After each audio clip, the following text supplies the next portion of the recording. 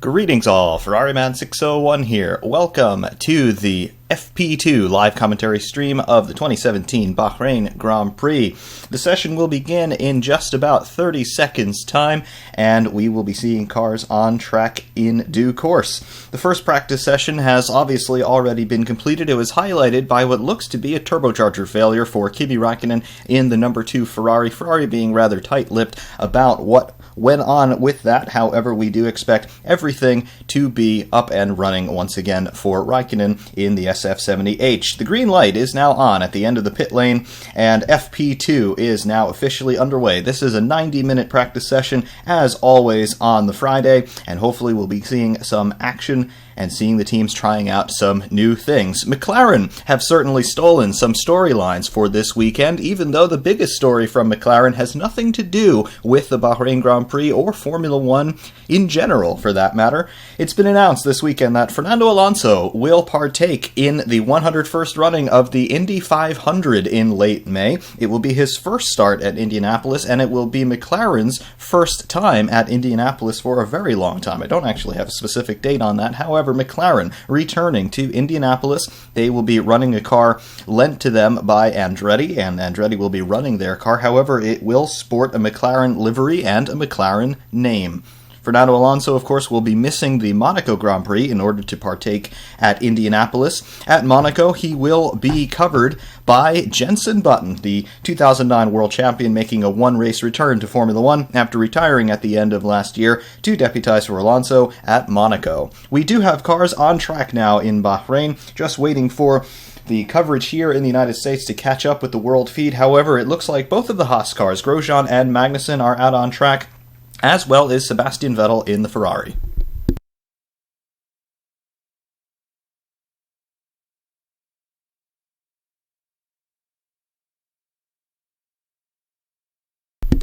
NBCSN coverage just going through some highlights from FP1, including a spin by Felipe Massa and a technical retirement by, I believe, Stoffel van Dorn. And of course, Kimi Räikkönen's turbocharger failure from the end of FP1.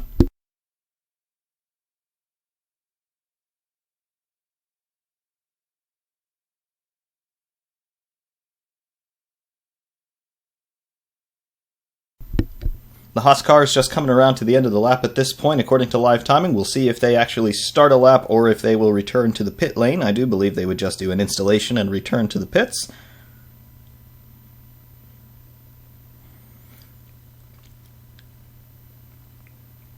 And it does appear that Grosjean and Magnussen have actually crossed start-finish to begin a timed lap. Kimi Räikkönen also coming out of the pits.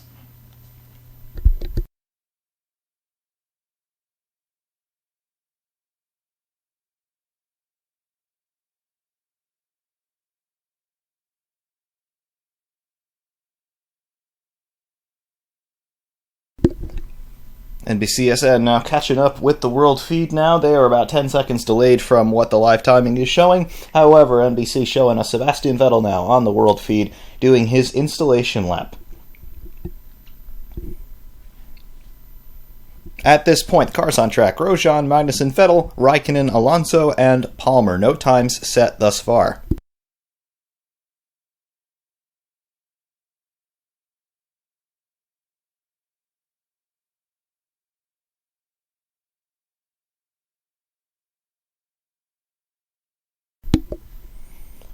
Dusk has definitely settled across the Sakhir circuit. All of the floodlights are on. Of course, this race will be contested just after dark, Bahrain time, which does make it a little bit easier for most of the world to watch it on television.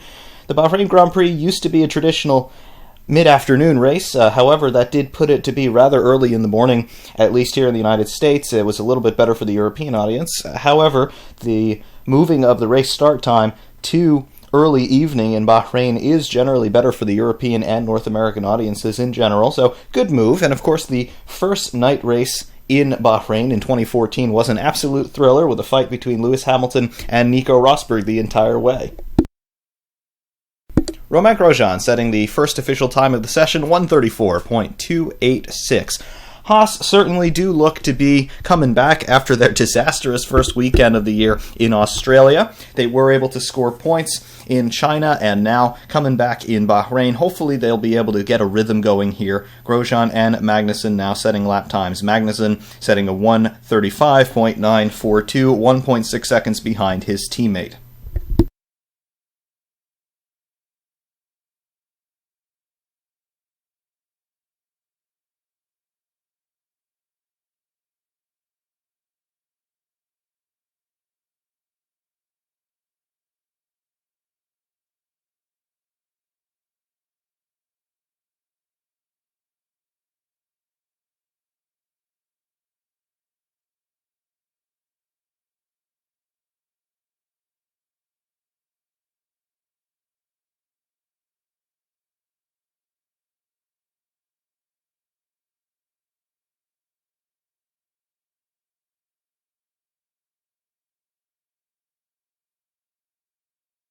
In replay there, Sebastian Vettel dealing with a little bit of oversteer on that Ferrari. Probably still a little bit of tire warm-up going on there.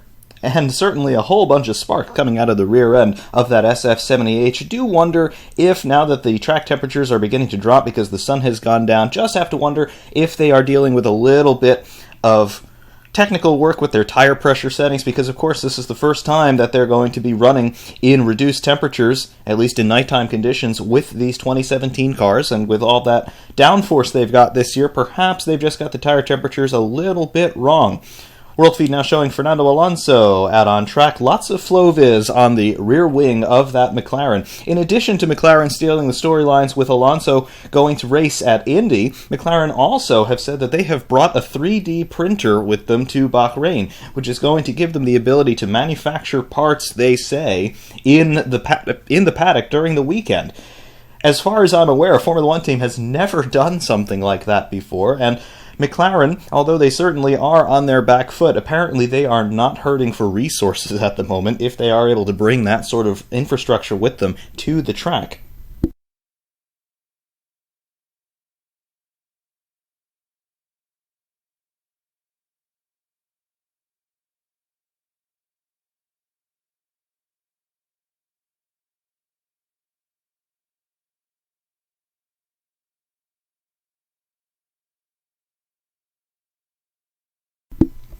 Sebastian Vettel seemed to be cruising around at a somewhat leisurely pace just then, waiting to hear what his radio transmission was. It appeared to be a somewhat lengthy one.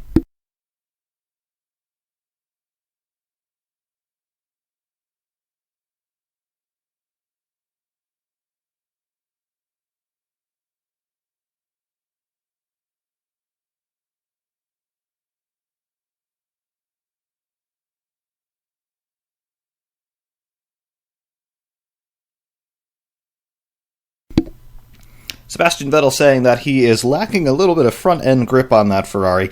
Not unexpected at this point. Again, they are dealing with that temperature variance as the sun has gone down and the track temperature will start to drop off quite significantly. The ambient temperature in Bahrain is still 34 degrees C, of course, in the middle of the desert. Even though the sun has set, there will be a lot of heat soaked into the ground that will remain for a few hours yet.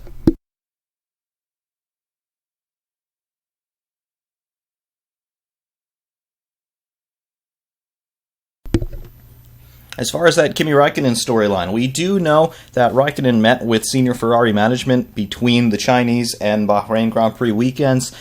It appears that they have delivered some sort of performance ultimatum to the Finn because his performances have not been all that great as of late, it must be said. It is conceivable that Ferrari could drop Raikkonen, most likely at the end of the year. His contract, I believe, expires at the end of 2017, and at this point, Raikkonen has been around for quite a while, and he hasn't won a race since 2013 Australia for Lotus. His last Ferrari victory was in 2009 at the Belgian Grand Prix, so it's been a very long time since Raikkonen has brought Ferrari to the top step of the podium, and despite his pedigree as being a world champion, he certainly has not performed at that caliber since his world championship year. Raikkonen, given his age, he probably is not a very desirable candidate for other teams on the grid, despite being a former champion. Therefore, if Raikkonen does not perform in 2017, I do suspect that he could well be dropped by Ferrari at the end of the year.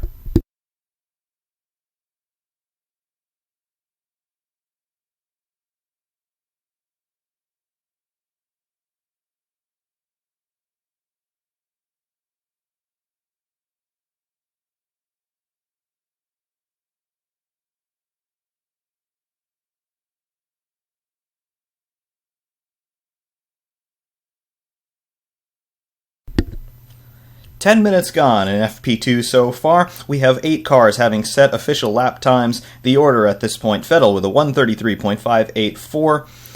In P2, we have Esteban Ocon with a 134.462. P3, Lance Stroll, 134.983. And in P4, we have Daniel Kvyat, 135.054. Timing and scoring seems to be a little bit scrambled at the moment. I'm having to put everything in order manually here, just looking at it. Recycling the screens here.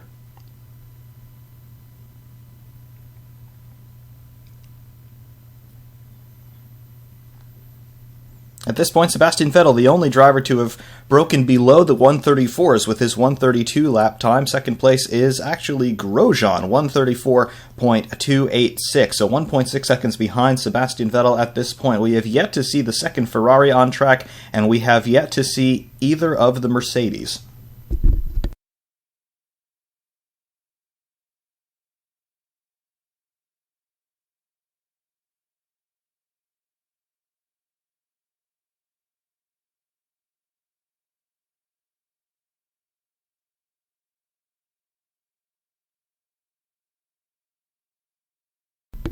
And with that, Valtteri Bottas jumps up to the top of the timesheets with a 132.614. He is 1,000th of a second ahead of Sebastian Vettel's best at this point.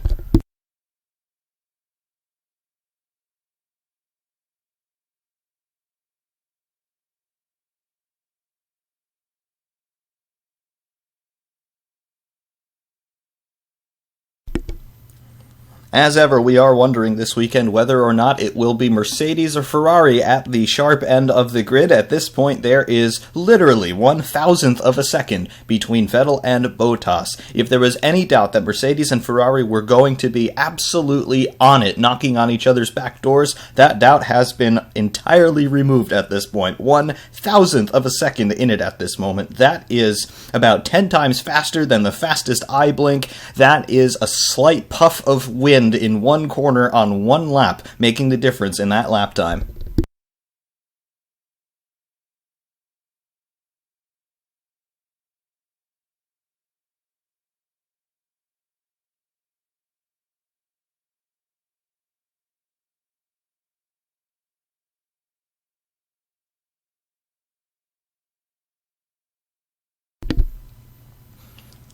Going back to the Kimi Räikkönen story and the Ferrari driver market in general, I did see an interesting post from motorsport.com the other day talking about Carlos Sainz having the possibility of going to Ferrari. I think that it is a reasonable assumption to make. It would be a big investment in their future. However, has Sainz had enough time to prove himself worthy of a drive in a top team? He certainly has done a very good job in that Toro Rosso over the last couple of years. However, is he as proven as some other drivers on the grid? Is he as proven as a Grosjean, for example? I don't think Grosjean, or Magnussen for that matter, is in the running for that Ferrari seat. I think Ferrari are probably wanting to be a little bit more aggressive with their driver choices. However, they do have Sebastian Vettel there, and he does appear to be happy, and there's no sign of Vettel leaving anytime soon. Historically, Ferrari tends to run best when they have a clear number one and a clear number two. I'll go back to the Schumacher-Barrichello days. Schumacher, obviously the clear number one designate, and Barrichello was the rear gunner for Schumacher, and that strategy was able to be effective for them, of course, bringing Michael Schumacher those 4 straight world championships between 2000 and 2004. Since then, Ferrari has tried a de facto equal standing between their drivers, as they're doing right now with Vettel and Räikkönen. It does not appear that it is as effective as that clear number one, number two status. With Alonso and Massa, it was a number one, number two situation. Unfortunately, neither driver was really able to capitalize on that because Ferrari were on their back foot, and we all know why Fernando Alonso decided to leave Ferrari at the end of 2014. However, had he stayed, perhaps he would have won in Australia, but that's an entirely different storyline. Ferrari, I think, need to be conservative with their number two pick, because they need to be able to put resources behind whoever they want to fight for the World Championship. And at that point, that is clearly going to be Sebastian Vettel.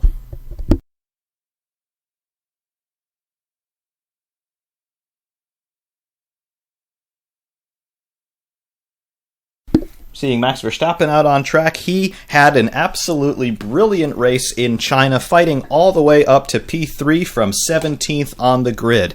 An incredible performance from Max Verstappen. We all know that the young Dutchman can overtake.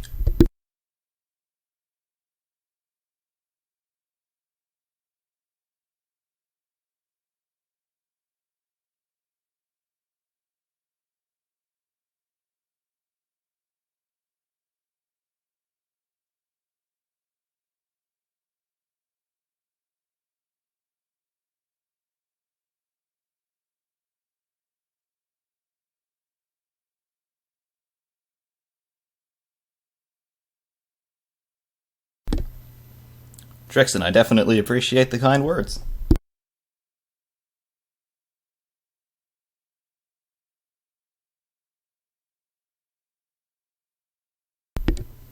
And speak of the devil, and he shall come. Kimi Räikkönen now jumping up to the top of the timesheets, 132.277. There's also been a little bit more movement at the sharp end of the field. Lewis Hamilton has set a flying lap, 132.290. He is now in P2, ahead of his teammate Valtteri Bottas, albeit 0.3 of a second adrift of Hamilton. There is a virtual safety car deployed. It appears that Carlos Sainz in the Toro Rosso has stopped at the end of Sector 2. It's unclear at this point what the problem is, and I'm not sure if he'll be able to get back underway. I've lost the world feed here for the moment.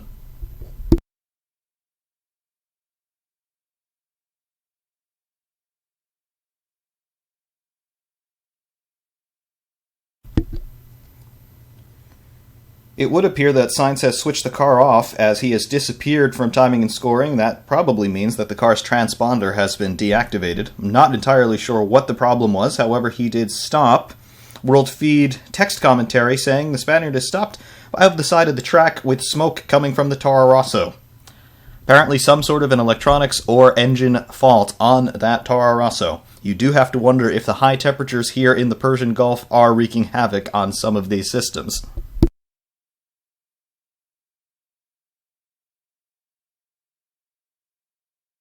And terrestrial US TV now catching up with the world feed. Yes, Carlos Sainz coming down to the end of Sector 2 with some smoke coming out of the back end of the Toro Rosso. Not an alarming amount, I must say. However, lots of smoke coming from the cockpit of that Toro Rosso. Sainz certainly needs to jump out of that in a hurry, as I assume he has.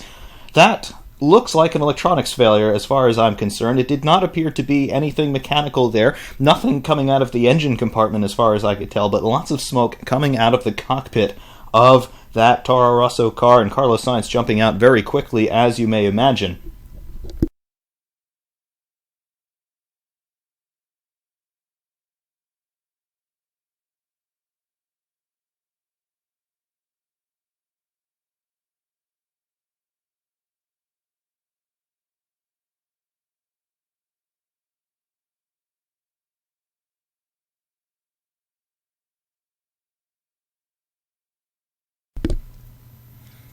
That smoke coming out of the cockpit of the Toro Rosso reminds me of Malaysia 2009 when Kimi Räikkönen in the Ferrari stopped at, I believe it was during a qualifying session.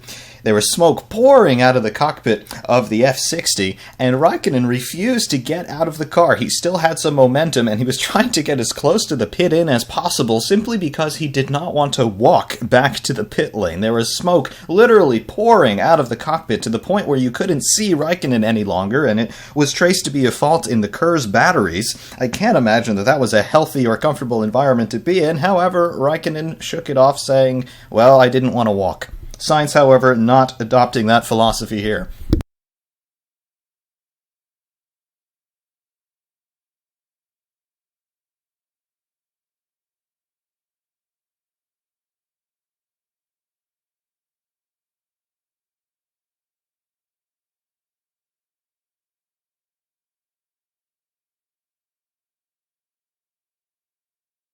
Marshals have now recovered Sainz's car out of Sector 2. The track is under green once again. Virtual safety car has been stubbed down.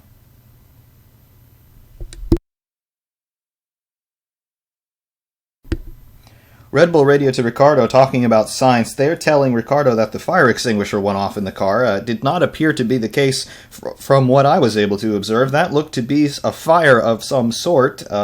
Whether or not Sainz actuated the extinguisher himself, we don't know. We couldn't see it externally. That appeared to be a fire, probably a battery problem, I would say.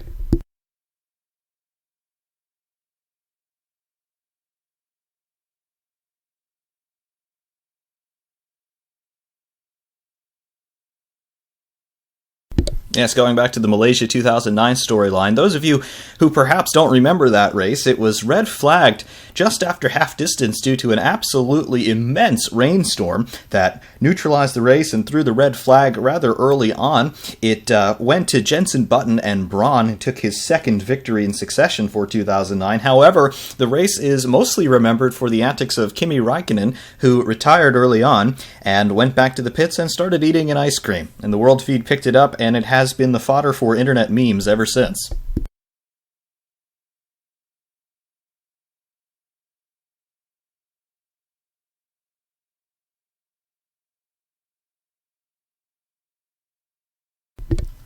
With 20 minutes gone, the order now is Räikkönen in P1 with his 132.277. In P2, 13 thousandths of a second behind, Lewis Hamilton, 132.290. P3 for Valtteri Bottas, 132.614. P4, Sebastian Vettel in the number 1 Ferrari, 132.615. P5, Max Verstappen in the Red Bull, 132.769.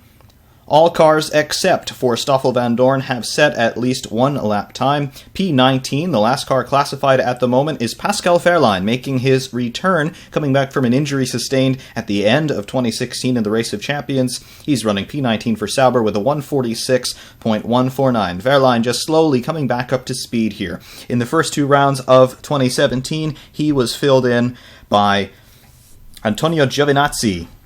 Giovinazzi had a reasonable debut weekend in Australia. However, in Canada, or China rather, it was one to forget for the young Italian. He crashed in the early stages of the race, basically replicating a similar incident he had the earlier in qualifying on the day before. It appeared that Giovinazzi just ran into some standing water on the start-finish straight that there's no way he could have seen given the driver's seating positions in these cars, and he binned it into the outside track barriers, which brought out the virtual safety car and caused the cars to bypass the start-finish straight and go into the pit lane for a few laps. Talking about the Ferrari driver storylines, there is a chance that somebody like Giovinazzi could be brought onto the Ferrari Young Driver program. I certainly was rather impressed with his debut in Australia. We can forget about China. It certainly is not an easy task for somebody to come up to speed in a Formula One car, particularly these cars this year, which are the fastest we have ever seen. I think Giovinazzi did a very good job, and I certainly do think that he has attracted the attention of some top teams with that.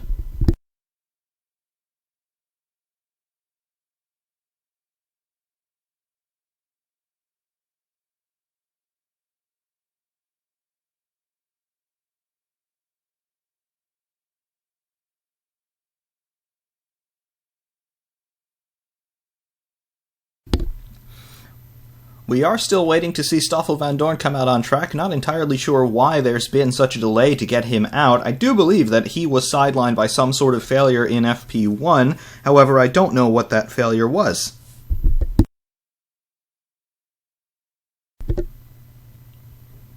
And yes, thank you for that correction. Giovinazzi is apparently involved in the Ferrari Driver Academy already.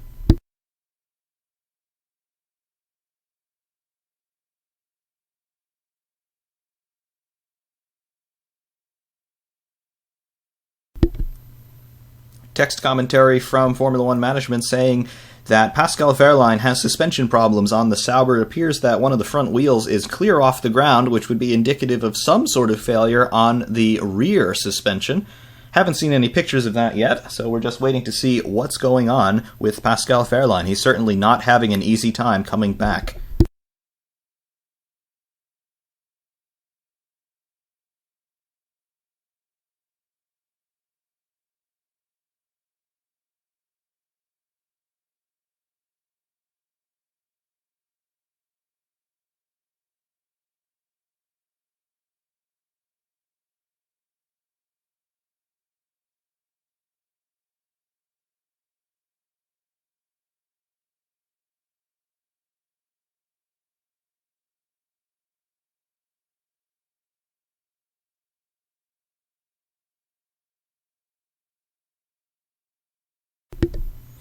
The order is unchanged at the sharp end of the field. It does appear that most of the cars have returned to the pit lane, having completed their first stage of running in FP2. The only cars out on track at this point, according to live timing, Marcus Ericsson in the Sauber and Daniel Ricciardo in the Red Bull. Ricciardo just coming up to the end of this lap. Ericsson just about to come through the end of Sector 1.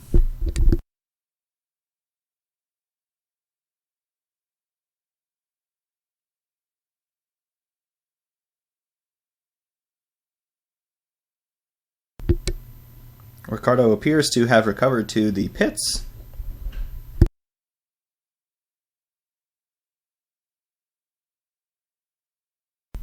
And going out on track, Sebastian Vettel is coming out of the pit lane now, going through turn 1.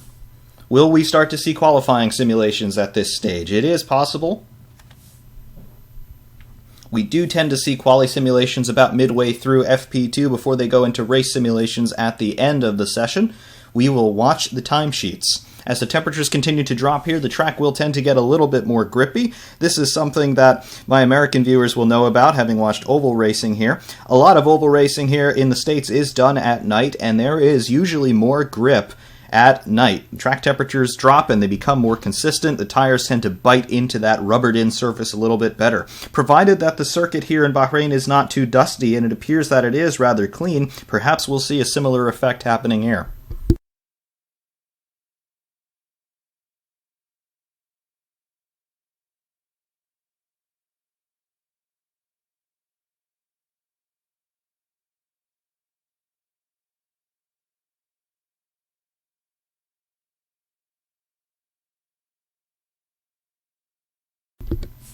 In terms of what the final result of 2017 will be, it is still far too early to put out any sort of predictions.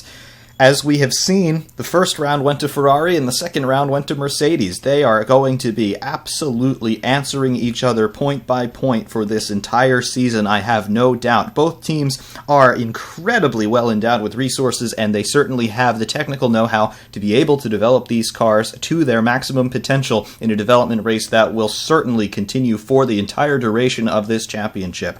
At this point, we may well see an alternating pattern start to emerge. Ferrari wins, Mercedes wins, Ferrari wins again, etc. So it very well could go down to the final round of the season. Of course, we don't know how reliability is going to be. Perhaps Bahrain will be the first instance where we can start to see any weaknesses in the reliability of either the Ferrari or the Mercedes. With the high temperatures that the teams are experiencing here, plus a lot of that particulate contamination that you get from this very sandy, dusty environment, perhaps that will start to induce some unreliability among the front runners. However, we're not seeing any indication of that as of yet.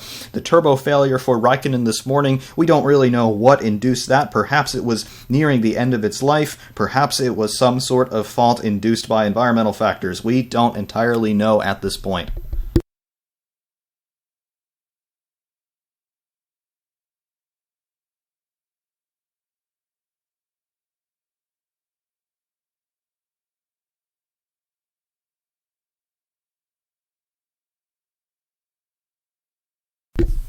In terms of Fernando Alonso going to compete in the Indy 500 in May, I think that it's something we definitely have to have, because racing is, first of all, it's a global phenomenon.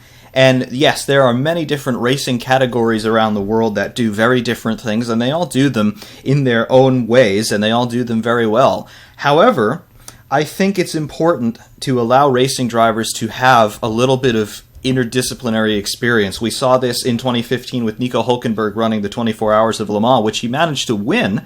I think Fernando Alonso running Indy is very good for motor racing in general. Perhaps it's not the best for Formula One, because you want to have a former world champion on the grid as often as possible, particularly at a race like Monaco, which is certainly the crown jewel of the Formula One World Championship. Everybody wants to win Monaco, and everybody looks forward to Monaco every year, because it is just a very special weekend and a very special place. But The Indianapolis Motor Speedway and the Indy 500, it has that similar level of notoriety as the Monaco Grand Prix and the Le Mans 24 Hours. So to have a driver like Fernando Alonso, who is a two-time Formula One world champion, he is arguably the best driver on the grid, even though he has not been able to prove himself in recent years. To have Alonso have the chance to run at Indy and to rub shoulders with the guys over there, to race against guys who have won the Indy 500 in the Indy 500, I think it is great for motorsport in general.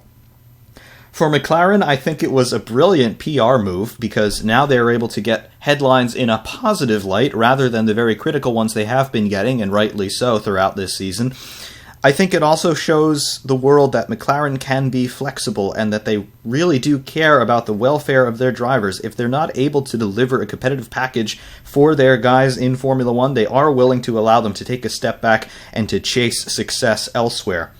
In terms of Alonso's ambitions in Formula One, I think he was very clear in the press conference that followed the announcement that he was going to race at Indy. Alonso is still very hungry and he wants to win again in Formula One. However, he also said that he wants to be among the greatest racing drivers ever, racing drivers in a general sense. Alonso wants to pursue either 8 Formula One World Championships, or he wants to win the Formula One World Championship, the 24 Hours of Le Mans, and the Indy 500. It's the proverbial triple crown of motorsports, and if a driver is able to be successful in all 3 of those endeavors, he certainly will be immortalized as one of the all-time greats.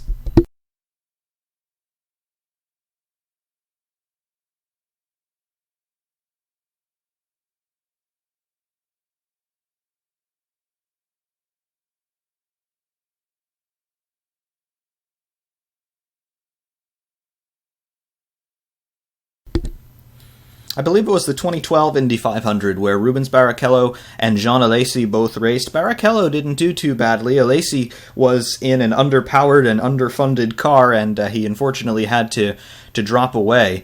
But Barrichello, certainly he has set a precedent for recent Formula One drivers doing decently at Indy.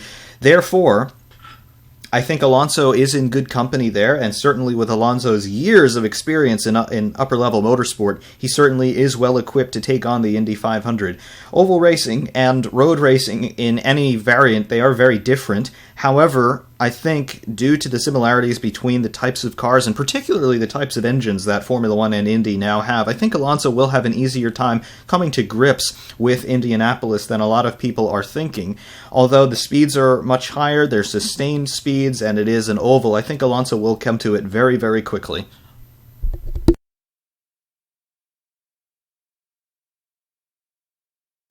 Yes, Alexander Rossi winning the Indy 500 last year. It was very, very... First of all, it was a momentous day for us Formula One fans. Of course, Alexander Rossi having some runs for Caterham in Formula One, and it was absolutely wonderful to see him win the Indy 500. And yes, that was in an Andretti car, and Alonso will be driving a car prepared and operated by Andretti, even though it will be branded as a McLaren.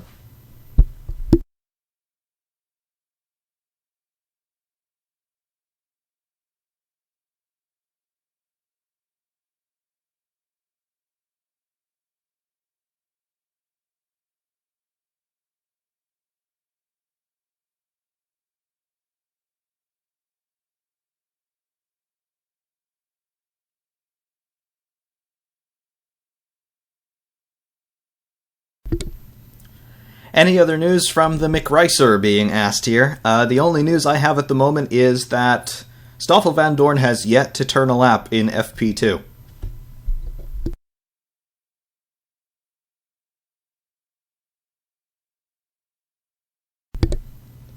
On the storyline of the French Grand Prix coming back in 2018 and going to Paul Ricard, I do think it is absolutely essential that we have the French Grand Prix as part of the World Championship.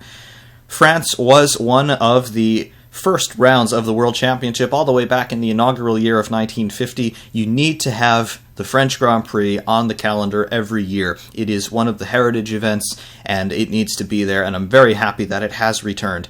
Personally, I would have preferred it to go back to Manicourt. I always enjoyed that circuit. It was very interesting to watch the cars and the drivers operate around that circuit. However, Paul Ricard also has the provenance of having hosted the French Grand Prix on numerous occasions in the past, as well as having been a testing venue for many teams. When there used to be a mid-season test, Paul Ricard was one of the places that the teams went to, so Paul Ricard certainly has the facilities to host the Grand Prix. It is actually one of the most developed racetracks in the world, so certainly they will be able to deal with the French Grand Prix there. I'm not entirely sure how the racing will be.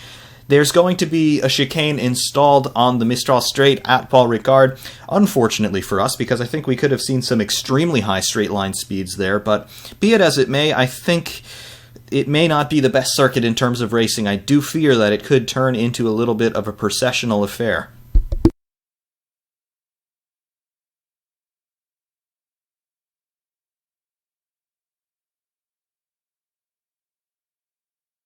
We were wondering what the pace was going to be at the sharp end of the field. Sebastian Vettel has reset fastest time in the session now with a 1:31.310.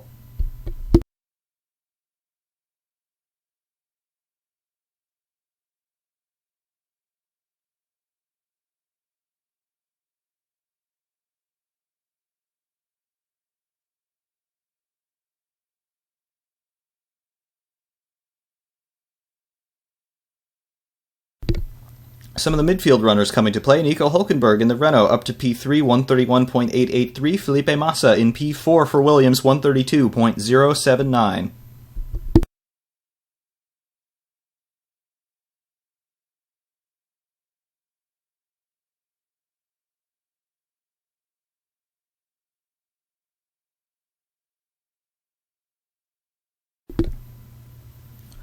I hope for the sake of Sauber that Honda are able to get their engines together, because Sauber looks to be on the cusp of signing an engine deal with Honda, rather inexplicably. Sauber are running year-old Ferrari units at the moment, but Sauber has historically been a Ferrari team. So for Sauber wanting to break that tie with Ferrari, I don't quite understand what's going on there. Perhaps Ferrari are being a little bit too tight with wanting to renegotiate that engine deal to give them the latest spec power units, and I can understand that because, of course, Ferrari wants to supply their factory team first, but I don't understand why Sauber are not pursuing a different engine deal either with Renault or with Mercedes, because that Honda is not the way to go. Are Sauber so cash-strapped that they can't afford any other engine but for the Honda? Perhaps that's the case, but if they're having woes already with their results and with their finances, going the way of Honda is not how to do it, because that Honda engine, not only is it unreliable, but it is slow. Sauber already running at the back end of the field. They're only going to get worse if they sign with Honda.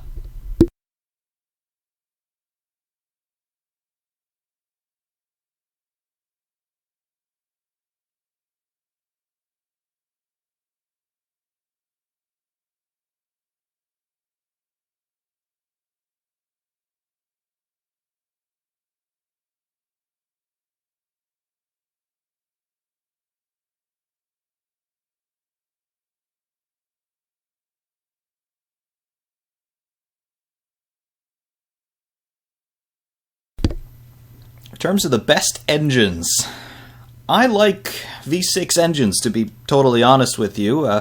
For road car applications, the V6 tends to be the best compromise between packaging, weight, and power. Turbocharging certainly increases the potential of a V6, and for road car use, I do like that V6 turbo package. In terms of the best Formula 1 engines we've ever seen, I like the V10s immensely. They, again, were a great compromise between power, weight, and packaging. Also, toward the end of the V10 era, they were the most powerful engines we had ever seen up to that point, and the reliability was not too bad, not to mention they sounded absolutely glorious. In terms of the greatest engines ever for any application, it's got to be the V12, though, because they're a little bit ornate, they're a little bit overly complex in terms of the job that they have to do, but they're just awesome. They are works of art. Even the V12 engines that you sometimes see in heavy trucks, they are just glorious pieces of engineering. I love the V12, but Unfortunately, I don't think V12s are very appropriate for racing any longer. The trends have been we want tight packaging, low weight, and high power output, and no matter how advanced the engineering is in a V10 or a V12, you still have to get 10 or 12 cylinders in that block. So that's your space requirement. And now with things wanting to be more tightly packaged for aerodynamics and for weight distribution, that V10 and V12, it just doesn't do it anymore. You've got to go for a compact engine. Porsche at Le Mans, they have gone for a V4 hybrid turbocharged engine in their 919 Le Mans car. So I think the tight packaging is where it's at, so that V4 for Porsche at Le Mans, and certainly the V6 turbos here in Formula 1 and in IndyCar, that is the way of the future.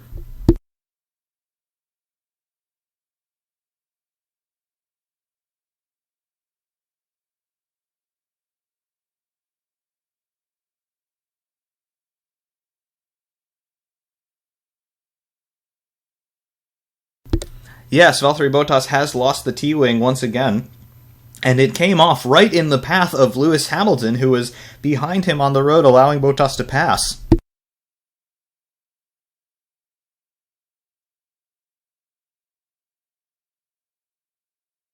That is the second weekend in succession where the T-wing has fallen off of Bottas's car. It does not appear to have fallen off anybody else's car, including Hamilton's, and we assume that those two Mercedes are built absolutely identically, so why the T-wing keeps falling off of Bottas's car but not Hamilton's is a bit of a mystery.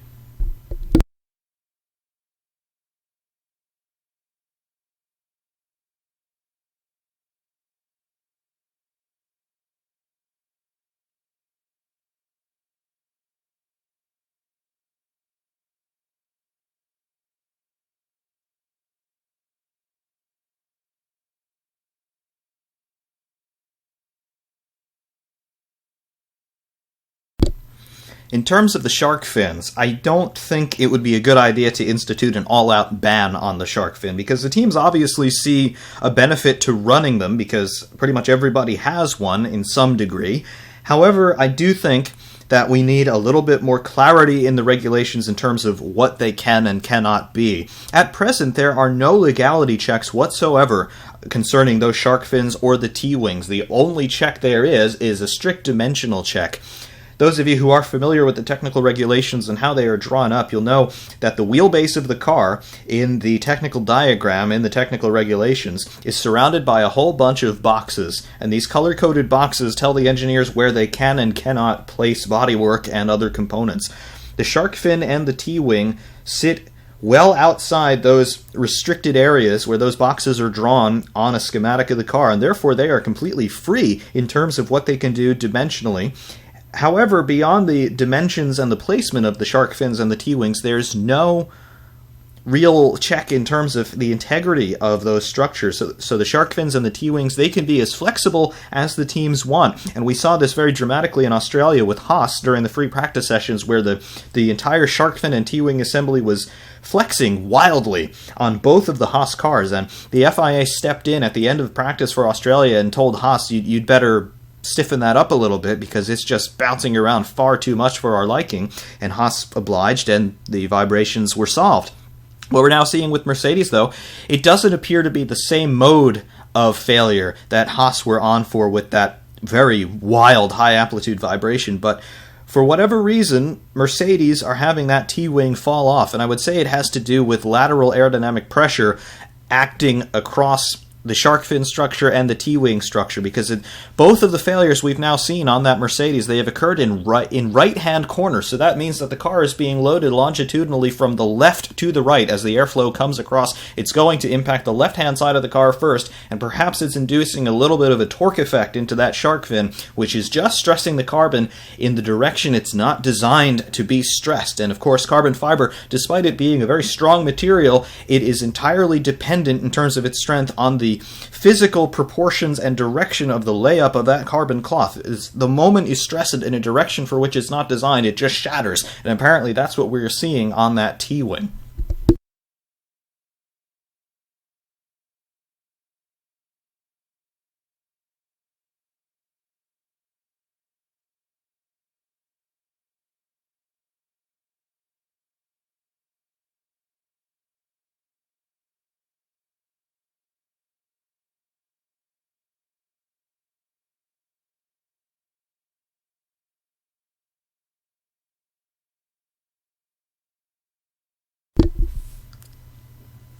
Active suspension and ground effect. I say yes to both of those. Active suspension, I think it has a little bit more potential nowadays. When it was brought out actually teams were starting to play with it in the late 80s, but it saw its heyday in the early 90s. Obviously, in 1993 with the Williams FW15C, that was a completely active car from the ground up, and of course it won the World Championship. However, it was very difficult for the FIA to police these electronic systems in the early 90s because the technology was brand new, and microcomputers in general, as they were calling them back then, were still a relatively new technology, particularly in the sorts of applications that Formula One teams were using them. So there was no way for the FIA to monitor this or to police this. And in 1994, we all know what Benetton were doing with their traction control maps, particularly for the race start. It was impossible to police, and it was almost impossible to detect. So that was one of the reasons why 1994 happened, and they said all the cars have to be traditional passive cars with mechanical suspension systems and all of that. Nowadays, because all of the cars are running that standard ECU produced by McLaren, if you wanted to implement something like active suspension, it would be much easier to do, and it would be much easier in terms of a logistical and procedural affair for the FIA to police this and to monitor how the teams are using it.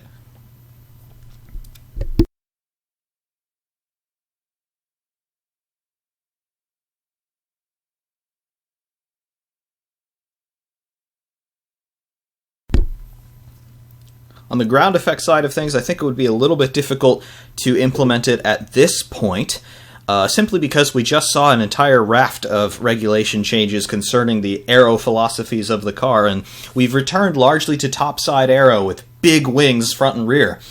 If you wanted the cars to be ground effect dependent, you would need to redesign the under tray in order to have Venturi tunnels underneath the car. The step plane that we have now would have to go away, and I think you would also see significant revisions to the front and rear wings, because if you have ground effect now producing the majority of the downforce, you don't need wings anymore, in theory. And in the early 80s, it was no surprise that we saw a lot of Formula One cars running without front wings because they simply didn't need them. They weren't generating the downforce. It was all done in the under tray. So if you wanted to institute ground effect, I think it would help overtaking. The cars could certainly follow more closely nose to tail. IndyCar, for example, is very dependent on ground effect, and those cars are able to run at 230 miles an hour nose to tail around corners. So ground effect would be a solution to the overtaking problem. However, at this point, I think it's far too detailed and arduous to implement.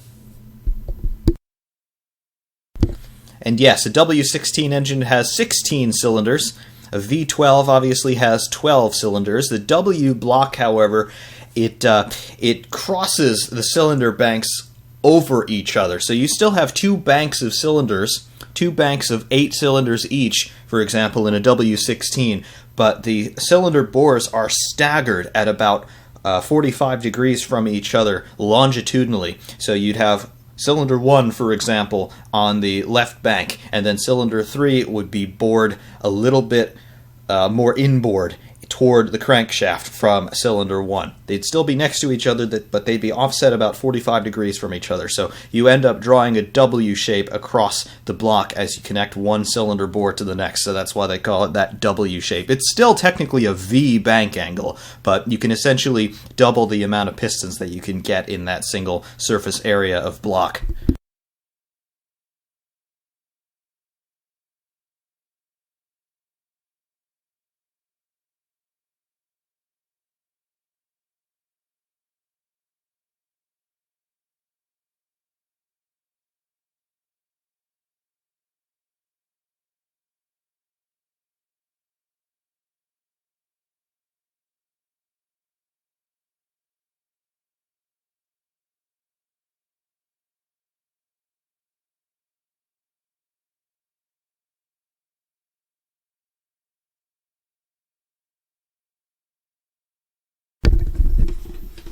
World feed now showing Sebastian Vettel going very slow on track. It appears to be toward the end of the lap, and there's a red light on the roll hoop of that Ferrari. It appears that Vettel still has drive, but he has pulled off the circuit. We are waiting to see what's going on. Vettel has cut across in the run-out area toward the final corner. not entirely sure what he's doing or why he's doing it. There does appear to be some sort of major problem on that Ferrari. He is trying to get it back toward the pit lane, however, I don't think he has sufficient momentum to do so if the engine is no longer running.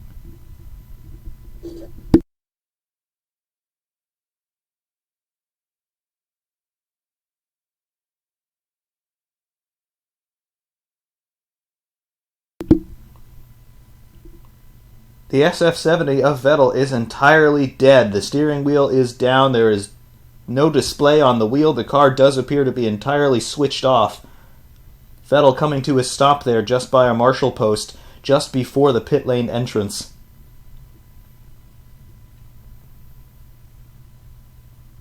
That is a complete stop now for Sebastian Vettel. Not clear what's going on there. And he is climbing out.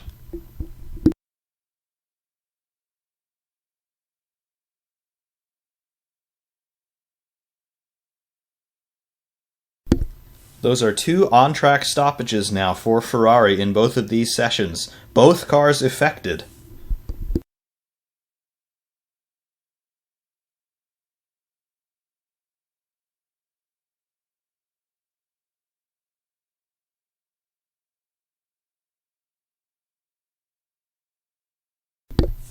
Let's not forget that it was essentially at that exact same spot last year on the formation lap coming up to the start of the race that Sebastian Vettel suffered an engine failure on the formation lap and was unable to start the 2016 Bahrain Grand Prix.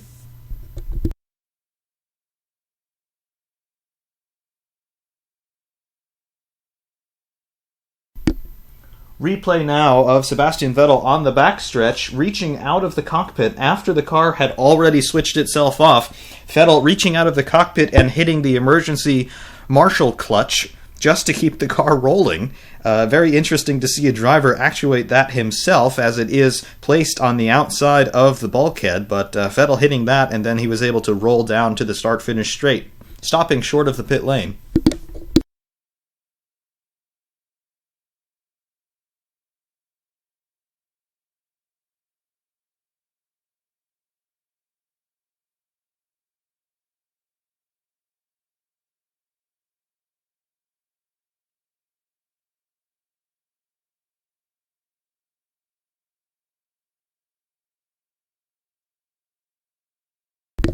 Yes, the onboard replay from Vettel saying that there was a complete shutdown, and that was certainly substantiated by what we saw on the replay. The car was running in fourth gear, and it immediately shut off. Vettel has now gotten back in the car, and the marshals are now pushing him toward the pit lane. We do know that the SF70H is capable of self-starting. We saw Kimi Räikkönen do that in Australia.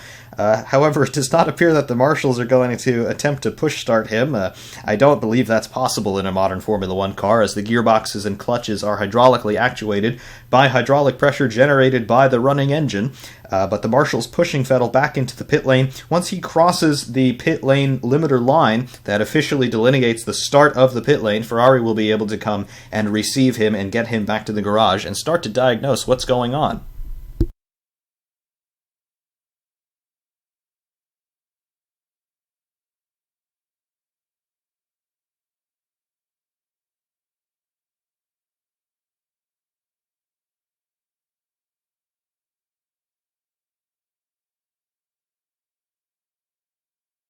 Vettel remains P1 in this session with his best lap time of 131.310.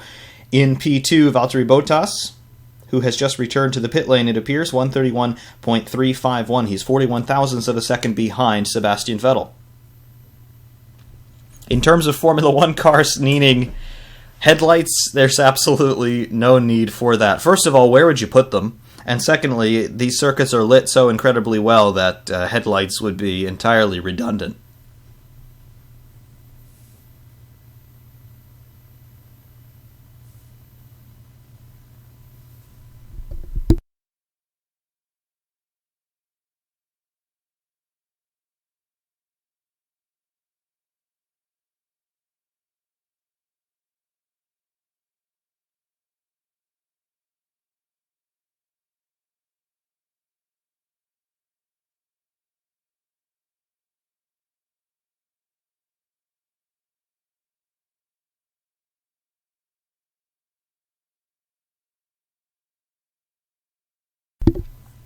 Incident at turns 9 and 10 involving Hulkenberg and Hamilton will be investigated after the session. I did not catch what happened there. Perhaps some sort of blocking or impeding, somebody moving around in a braking zone. Not entirely sure what happened. However, there will be an investigation going on after FP2 with regard to that incident.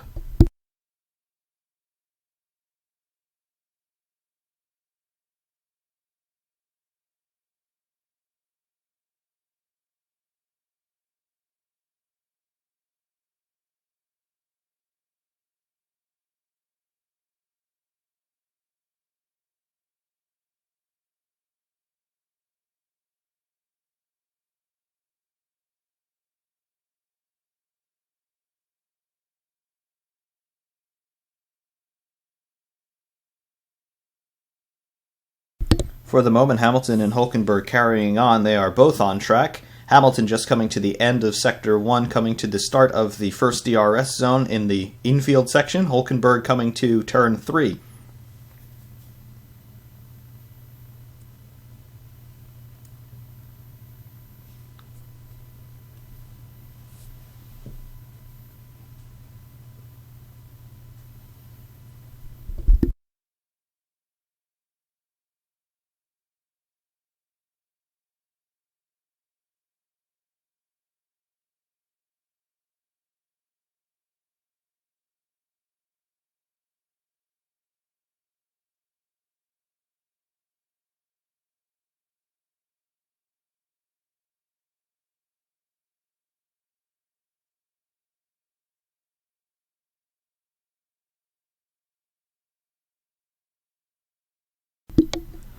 World feed showing Sergio Perez in the Force India. I have to say the car certainly looks very stable around this circuit, although he is just about 2 seconds behind Sebastian Vettel's fastest time at this point.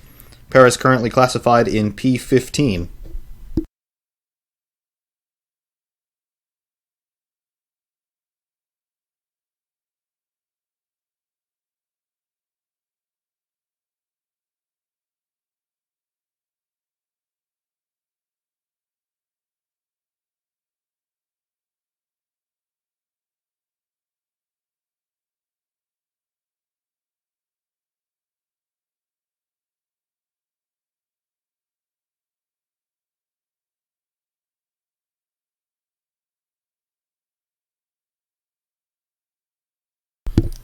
In terms of the sort of racing that we saw in that time, 2004 to 2012, I am a fan of how the racing was in the mid to late 90s, to be perfectly honest. I really enjoyed the dynamic between Schumacher and Häkkinen, as I think a lot of us did, but I liked the cars between about 1996 and 1999. They were very clean. They were somewhat simplistic by modern standards aerodynamically, but they looked good, they sounded good, and honestly, I think that was probably the best compromise that Formula One has ever had between aerodynamics and just the overall aesthetics of the cars. They were very nice, particularly before 1998, when they narrowed the track down a little bit, the width of the axles, and they introduced those groove tires for 1998. I think the cars between 1995 to 1997 were probably the prettiest F1 cars we've ever seen, and of course they were running those 3-liter V10s, which sounded absolutely glorious.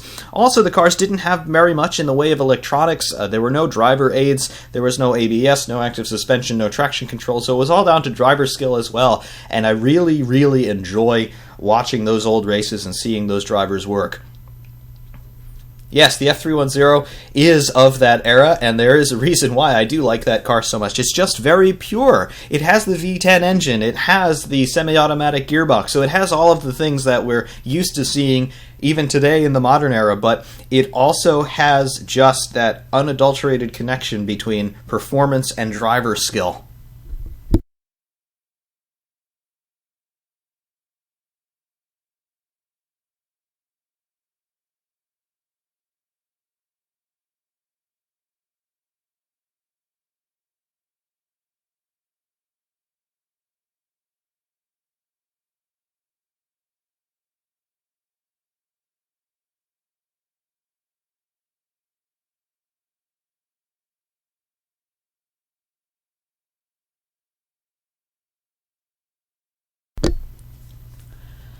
The cars that are most rewarding to drive, though, yes, I agree, they are the 80s cars because they're just so powerful.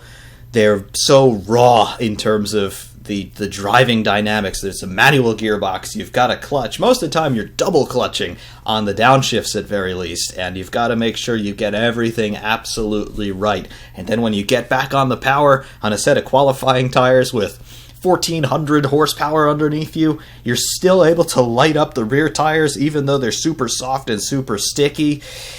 That takes skill, and watching a 1986 qualifying lap from pretty much any driver, but particularly Senna and Mansell and Berger, they were just gladiators. Nico Rosberg called the 2017 drivers gladiators. I think the mid-80s guys, particularly 85 and 86, they were the real gladiators.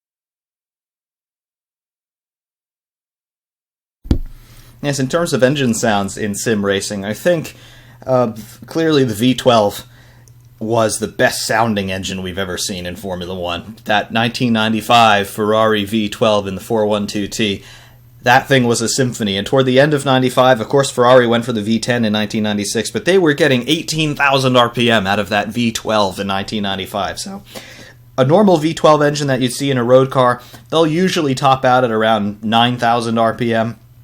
So add 10,000 RPM to what the best road V12s can do, and that's what Ferrari were doing in 1995. Absolutely immense sound, and in terms of recreating that in sim racing, yes, that R Factor 2 412 T2, that is a great sounding car.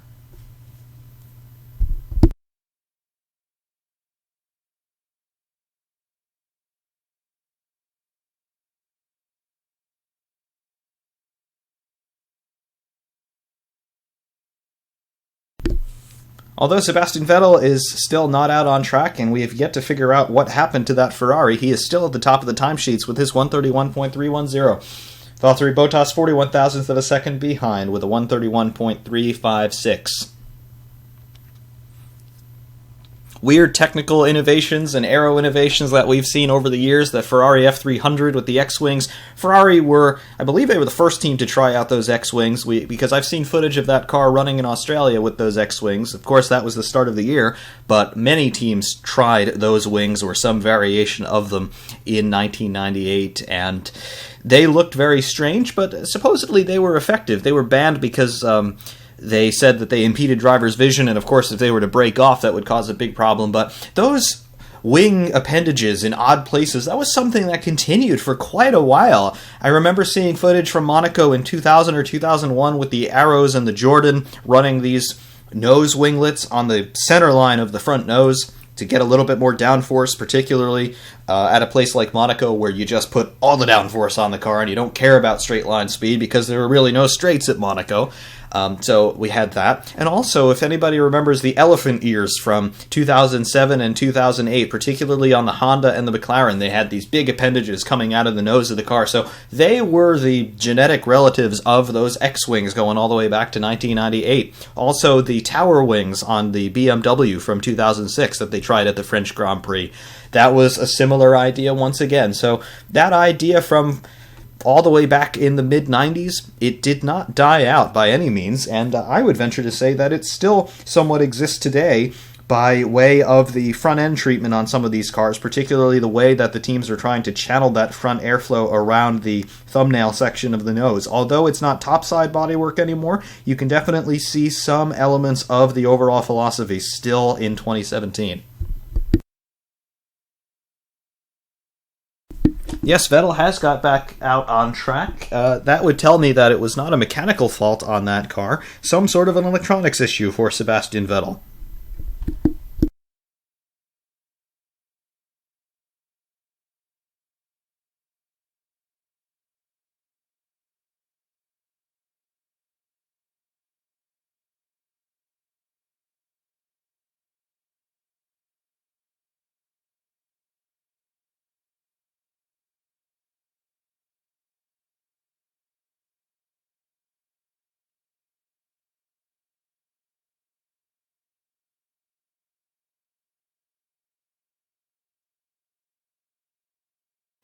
I don't think anybody can take that 2008 Honda seriously. I complained about this during the live stream of the Chinese Grand Prix, but Earth Dreams, you're going to paint a picture of the Earth on the car, and then you're going to talk about environmental protection. Meanwhile, you've got 800 horsepower spewing into the atmosphere. Utter hypocrisy, and it was an utter farce, particularly because Honda, even back then, couldn't get their act together, and they couldn't even begin to fight for points on a consistent basis, never mind be at the front end of the grid.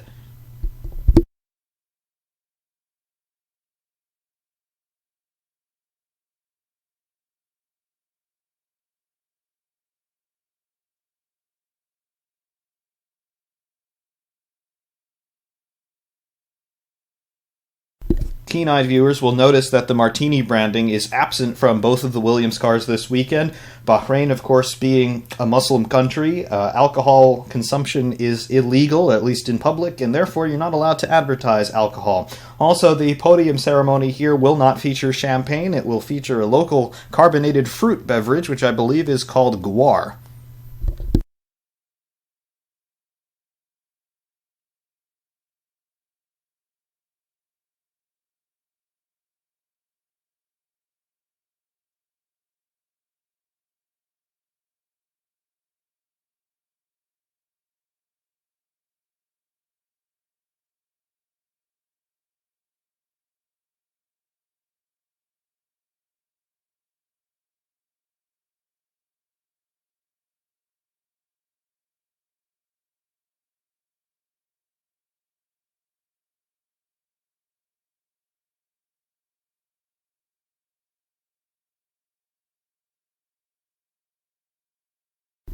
We've had a lot of great liveries throughout history. I do like the JPS Lotus, of course. I don't think there's anybody who doesn't like that. In terms of the liveries that I personally remember, though, I liked the West McLaren, the black and white with the red accents. That goes all the way back to 1997, and they continued that through the end of 2005. I liked Renault, to be honest. Somebody earlier made a point about the Renault R25. Yes, it was an inferior car in many respects to the McLaren MP420. It did have a 6-speed gearbox versus everybody else except for Minardi that year running a 7-speed unit, but they managed to win the World Championship.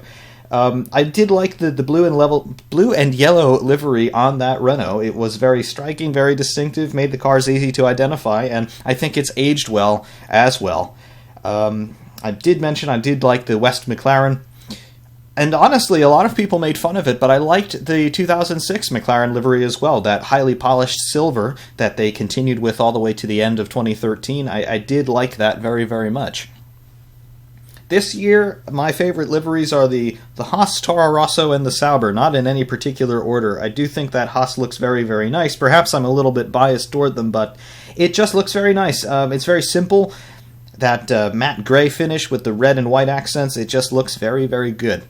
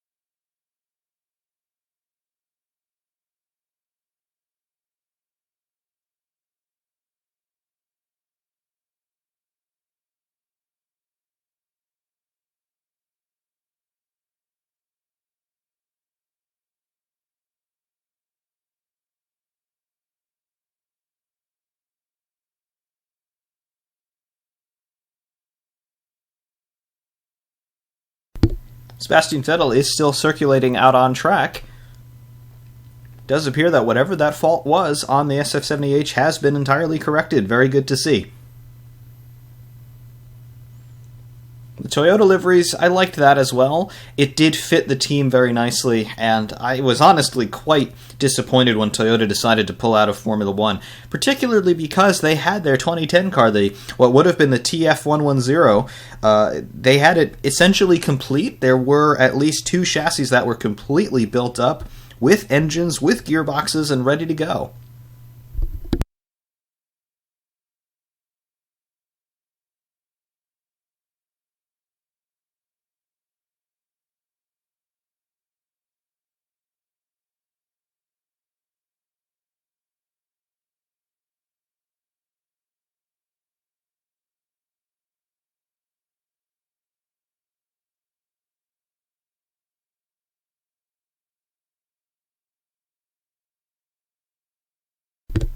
Yes, Toyota leaving the grid for 2010 did open that up for Sauber to come back. BMW pulled out of Formula One at the end of 2009.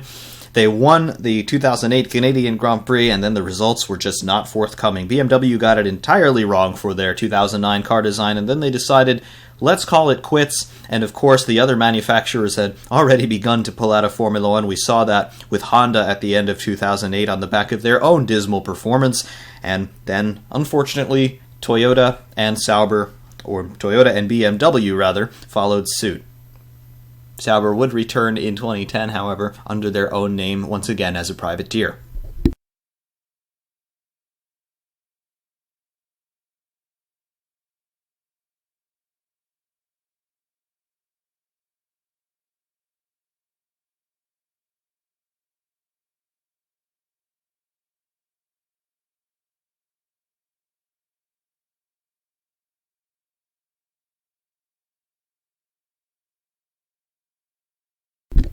NBCSN showing a world feed replay of Roman Grosjean running around here. Haas still having some brake issues this year, and we're seeing some very nice shots of the front brake discs glowing bright pink with the incredible heat that's put into them at the end of the long straights here in Bahrain. Nobody seems to be complaining this weekend about the brakes on that Haas quite yet, but certainly they are getting quite hot.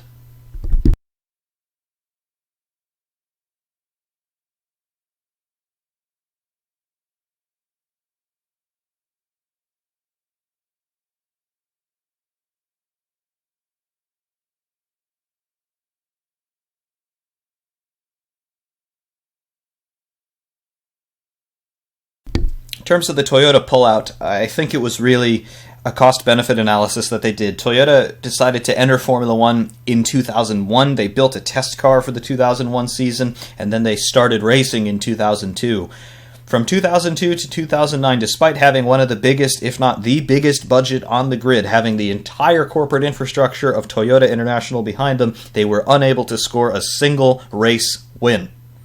So looking at that involvement from 2002 to 2009 and having essentially no return on investment, I think that's when they decided to pull the plug on that project. Coincident to that decision was the unintended acceleration scandal that Toyota suffered, particularly in North America, where there were a few fatal accidents with their road cars involving failures in the fly-by-wire throttle sensors. People would be completely off of the pedal and the cars would continue to accelerate at full throttle. Some of that was traced to software faults, some of that was traced to absent-minded drivers allowing the floor mats to encroach on the pedals, but regardless, it was a PR disaster for Toyota, and they obviously had to pay out some very hefty legal settlements from that, and I think all of that just conspired to create the end of the Formula One program.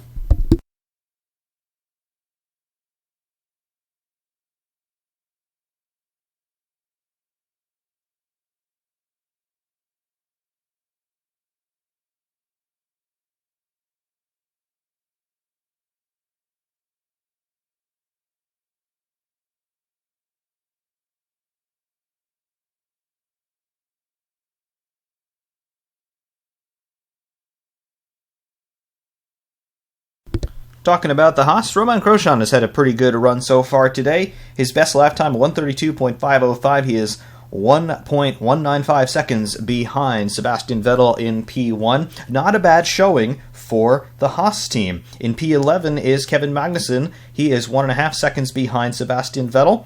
His best time, a 1:32.854. So Haas, they certainly could be on for some points this weekend. So far, it appears the reliability is there and the consistency is there.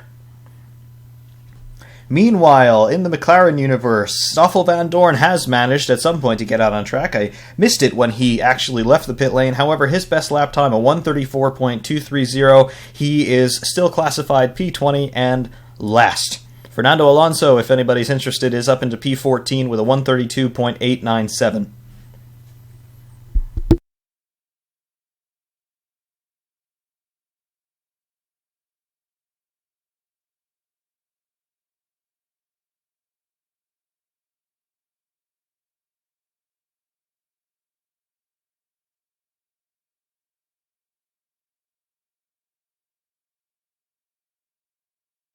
Yes, that 2008 recession was the death knell for those manufacturer teams. Again, motor racing, despite it being a great marketing tool and a great engineering tool to be able to come up with new ideas, to innovate, and to test it out in a reasonably low-risk environment before you decide to bring something to market, it's very expensive. And with the recession, and with car sales going down, and really sales of all luxury items going down during that period, it was decided by most of the manufacturers that it wasn't something that was worthy of pursuit any longer, and that's what brought the manufacturers out of the sport. And it's very sad, but that is economics, and that's what happens in the geopolitical landscape these days. People have to decide better ways to invest their money, and we all do this, even on individual levels. However, when you're talking about real high-dollar investments like a Formula One team, on top of having to run a global manufacturing enterprise, sometimes something has to fall.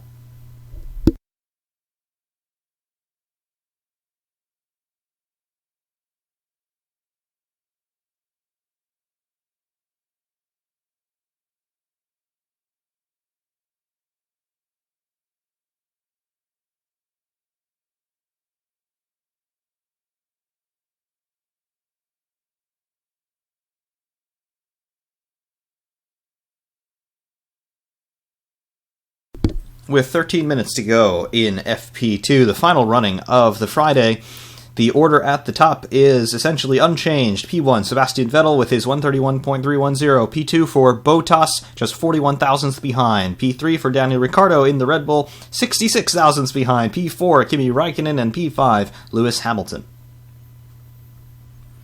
In terms of the pole lap, it's a little bit difficult to judge simply because the track conditions between today and tomorrow, they might change a little bit in terms of whatever support races happen. However, I am anticipating that the pole lap probably will be set in Q2. Of course, it'll be set on low fuel, on the softest tires imaginable, and I would say the pole lap could be in the 126s. I will go out on a limb and say we might see a 126 lap time. We'll certainly see a lap time in the 128s, but we'll see if anybody pulls something really special out of the bag. And in terms of the best-looking F1 car of all time, yes, I do agree with you. The McLaren MP420, it's one of my favorites. I wouldn't say it's my absolute favorite because I think it's a little bit difficult to make an ultimate judgment on something like that because there are so many race cars out there that look so good and were so good in terms of their performance, but it turns into an affair of trying to split hairs. But the MP420 is certainly one of the best F1 cars out there in terms of look and in terms of raw speed. Pity it wasn't as reliable as it should have been.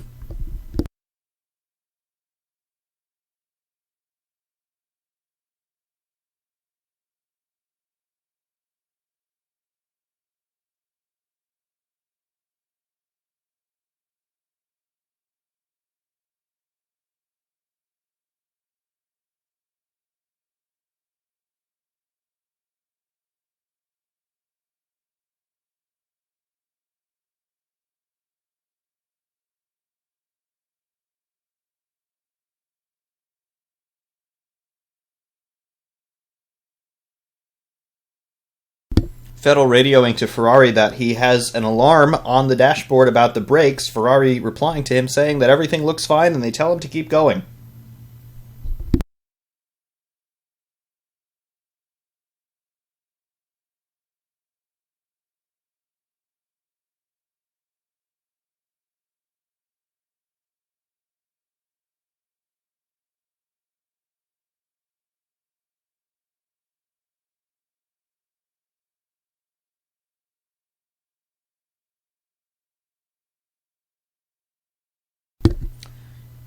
Now, the design of the MP420 was just great. You could have painted the car white and it still would have looked good. It just had the best proportions with the size of the nose relative to the size of the wing. You had the Viking horns on the side of the airbox. It was just great. The proportions of those 2005 cars and the 2006 cars as well were just awesome. I don't think there was a single ugly car in either one of those 2 years.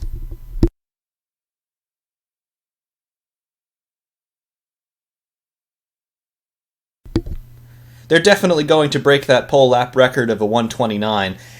It remains to be seen, though, just how much they can dial these engines up. With the high temperatures here, they might be a little bit concerned about reliability, but I do think that everybody is sandbagging at this point. We're certainly not seeing the full potential of these cars.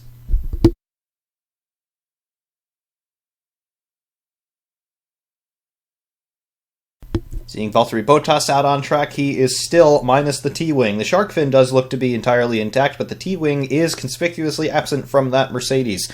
It did break off earlier in the session, and I do expect we'll see some fallout from that afterward. However, Bottas still circulating, and it does not appear to have hurt his performance any. He is still P2. He's currently running on the super soft tires. They are 22 laps old, however.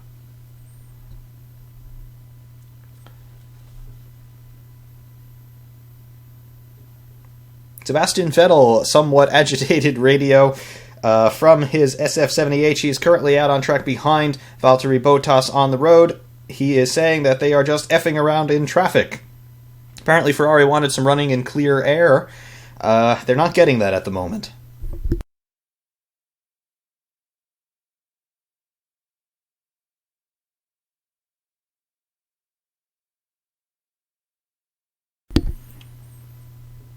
Yes, the Williams FW26 with the walrus nose. That was the first iteration of trying to get more air underneath the car. Obviously, the front wing traditionally being mounted on pylons underneath a solid nose cone structure. With the walrus nose, the idea was to bring the nose tip back a little bit, raise it, and then have the pylons come down and form a tunnel across the front of the car to channel air toward the T-tray area. Williams decided that it wasn't the best course of action, and their performance certainly did start to pick up after they went back to a more traditional nose, with Juan Pablo Montoya winning the Brazilian Grand Prix at the end of 2004. We saw iterations of that nose continue. They came back in 2014 with the Lotus, the Renault Lotus, not the Lotus, the green Lotus, which became the Caterham. However, I would say we're still seeing a version of that design today in the form of the thumbnail noses, and with the, not entirely sure of the diplomatic term for it, but whatever that nose solution Force India are running, still the overall solution, the overall rationale is the same. You're trying to take away that air resistance at the front end of the car, allow a channel for the air to flow through toward the front end of the underside.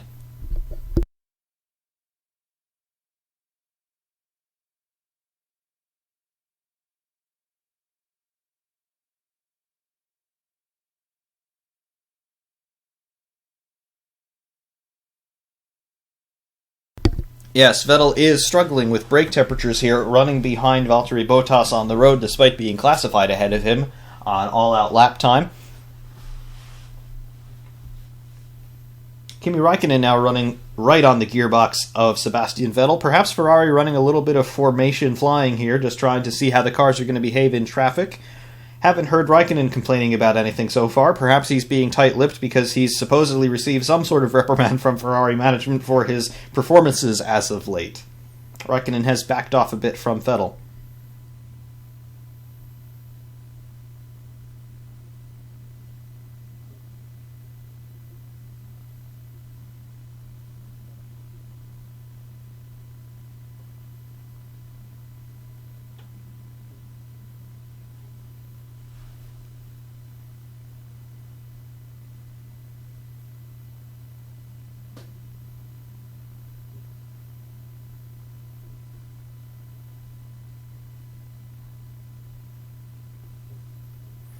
Yes, that point on the 2006 season.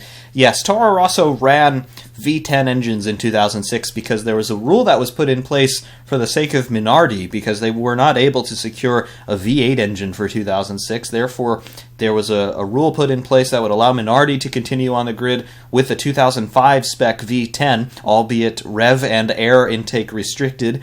That rule was carried over for Toro Rosso. Minardi was bought out by Red Bull at the end of 2005 and rebranded as Toro Rosso for the 2006 season. Therefore, that rule was able to be carried over for the Toro Rossos. The Toro Rosso ran a Cosworth CJ 2005 V10 engine in the 2006 season. It was rev limited to about 16,500 RPM, and you'll notice, if you look at the STR1, you'll notice the airbox is significantly narrowed down from the other 2006 cars that were running V8 engines. The idea behind this was to restrict the air intake and the rev limit on that V10 to make the power output somewhat comparable to what the V8 engines were doing. In 2006, the V8s were putting out about 730 horsepower, so the V10 obviously capable of generating around 900, so just to keep that advantage from running the two extra cylinders from getting a little bit too out of hand.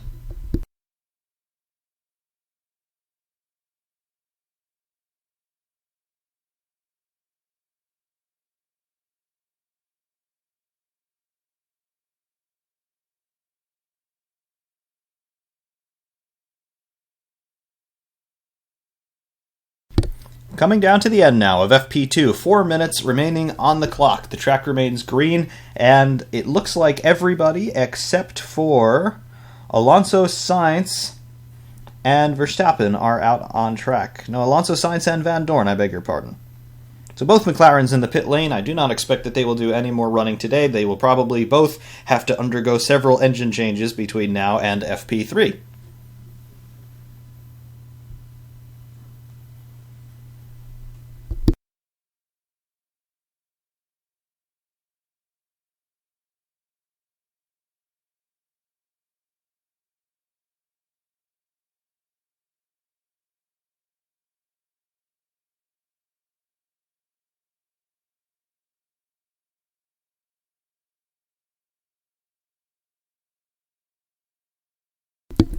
Yes, the Porsches with the Rothmans livery, the white, red, and blue with the Rothmans branding. Porsche ran that through the 70s and through the 80s.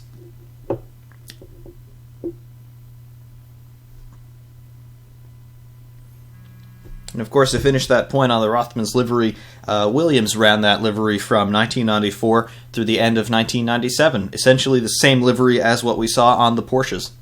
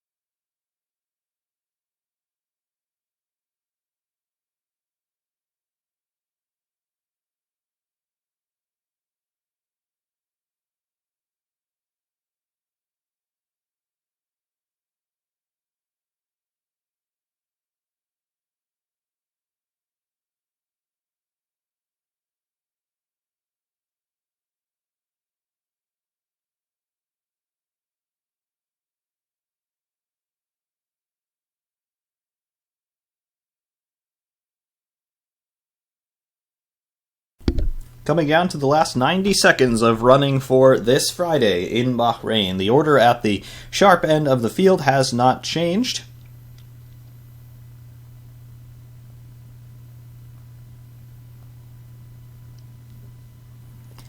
In terms of the lap count on the day, the driver having covered the most laps is Jolyon Palmer with 38 laps turned. Seems like everybody has had their share of running on the soft and super soft tires thus far. The big loser in terms of lap count is Carlos Sainz, having covered only 5 laps before the Toro Rosso decided to smoke him out in Sector 2. Even Stoffel Van Dorn has covered more ground than Carlos Sainz. He has turned a meager 8 laps in the recalcitrant McLaren Honda. Fernando Alonso, meanwhile, turned 31 laps in his identical McLaren, so perhaps some more teething problems for Van Dorn.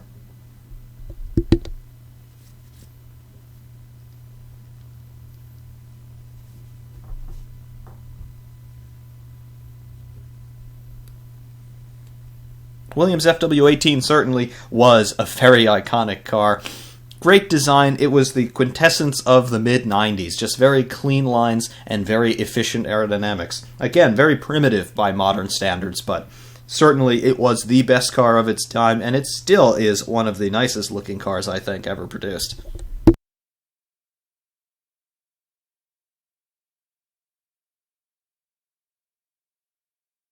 Checkered flag has fallen on FP2 for Bahrain 2017. We're just waiting for the final lap times to be set. I do not expect that they will have any impact on the overall session classification.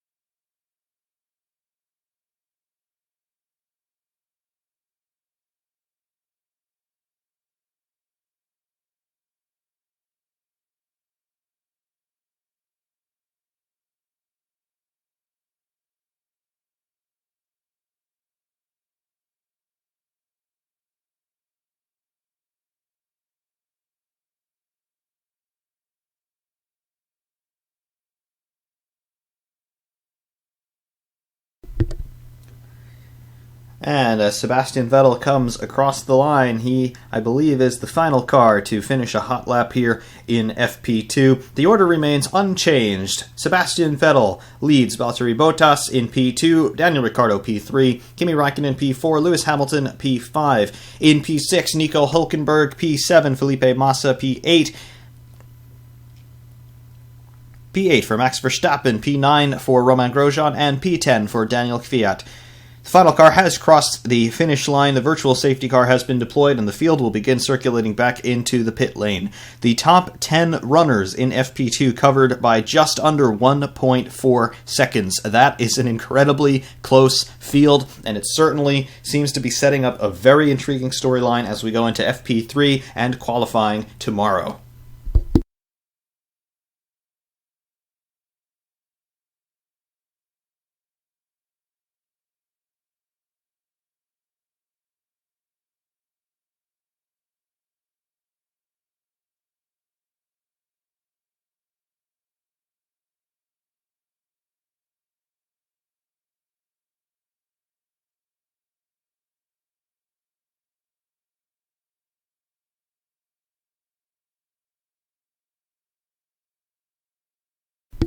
Red Bull will slowly improve. Remember, they have Adrian Newey working for them, and Adrian Newey probably the most talented and skilled aerodynamicist who has ever worked in Formula One. If there's anybody who can make a car go faster, it's Adrian Newey.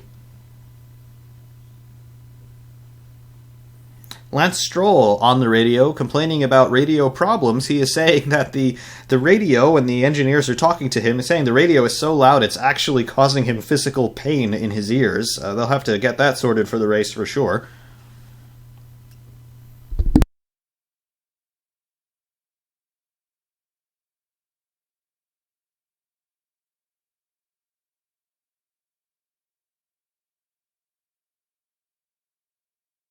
Lance Stroll also complaining about high heat in the cockpit around the heel rest area. That would be indicative of friction of the underside of the car running on the track surface, because there really aren't too many electronic systems in the footwell area of a Formula One car. Albeit there are a whole bunch of sensors in that area, there's really no processing power in terms of computers, and there certainly wouldn't be any batteries in that area. So I would say Williams running the front end of that car a little bit too low, and the friction is building up in the carbon structure of the footwell there and just making Lance Stroll a little bit too uncomfortable.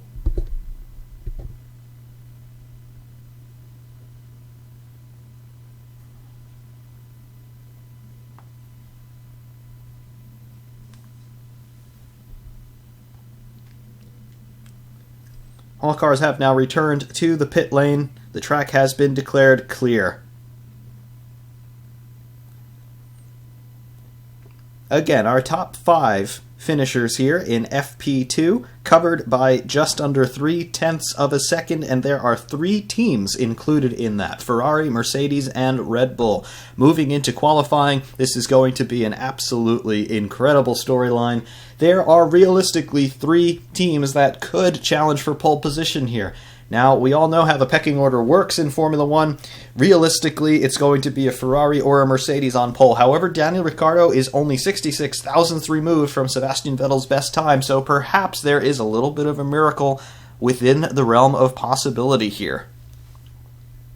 Going back to the biggest storyline of this weekend, Fernando Alonso going to race in the Indy 500. As I was saying before, it is something that racing in general needs. We need to see racing drivers being interdisciplinary people.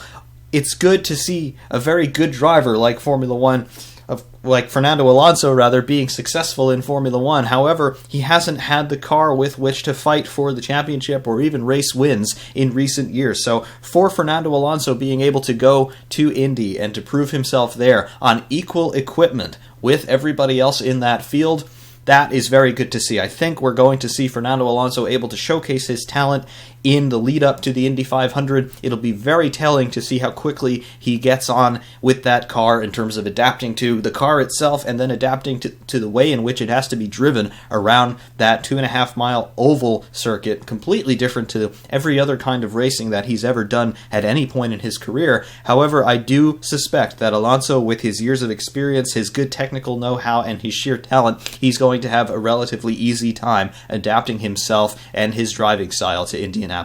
And of course, he is running a car going to be operated by Andretti, and Andretti won the Indy 500 last year with Alexander Rossi, so I think Fernando Alonso has a realistic shot of doing very well in this year's Indy 500, despite it being his first attempt in the IRL series.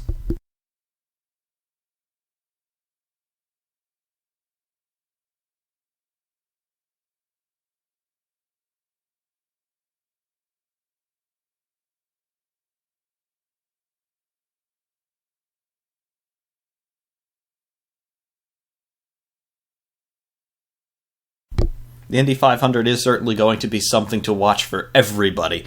Having a driver like Fernando Alonso there, a double world champion, that is going to be good for audiences on both sides of the Atlantic. The IndyCar fans are going to be intrigued because perhaps some of them haven't even heard of Fernando Alonso, if that's possible.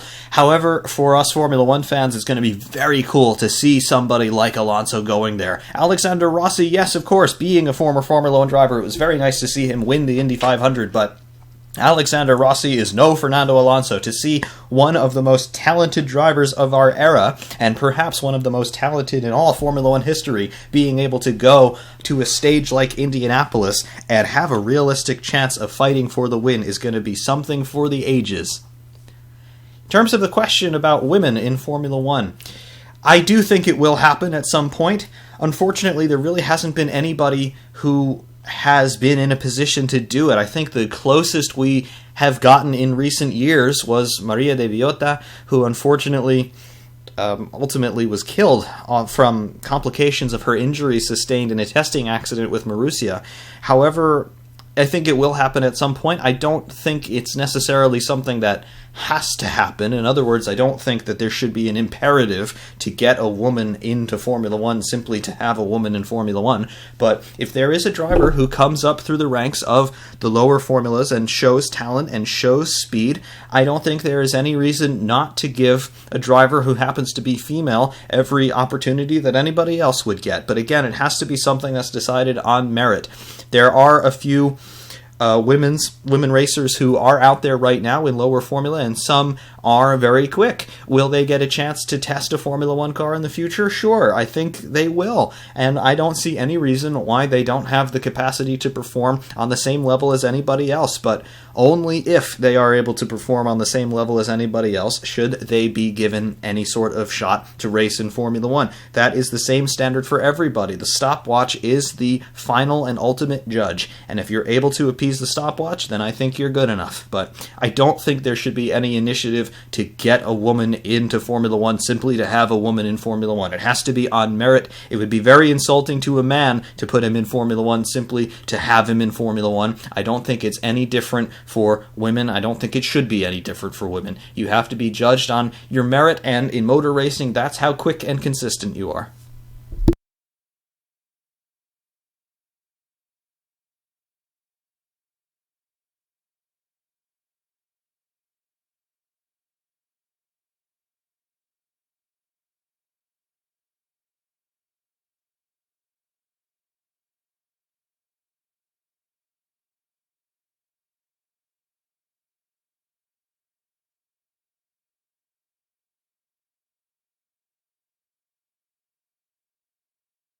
As going back to what we just saw here at the conclusion of the FP2 session, I do agree, Mercedes are sandbagging, as are Ferrari.